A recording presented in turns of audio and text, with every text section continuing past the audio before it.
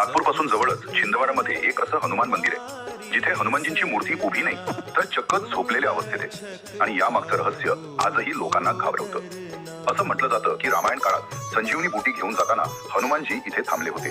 त्या दिवसापासून ही जागा चमत्कारी मानली जाते। पण खरी घटना तेव्हा घडली जेव्हा काही चोर रात्री मंदिरात घुसले, कारण त्यांना वाटत होतं की मूर्तीखाली सोन्याचा खजिना दडलाय। त्यावेळी हनुमानजींची मूर्ती उभी होती।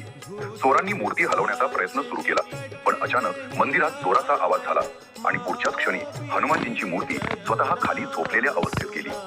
चोर एवढे घाबरले की ते तिथून पळून गेले आणि दुसऱ्या दिवशी गावकऱ्यांनी पाहिलं की हनुमानजी आता लेटलेल्या अवस्थेत आहेत। सर्वात धक्कादायक गोष्ट म्हणजे आजही हनुमानजींच्या नाभीतून सतत पाणी बाहेर येतं।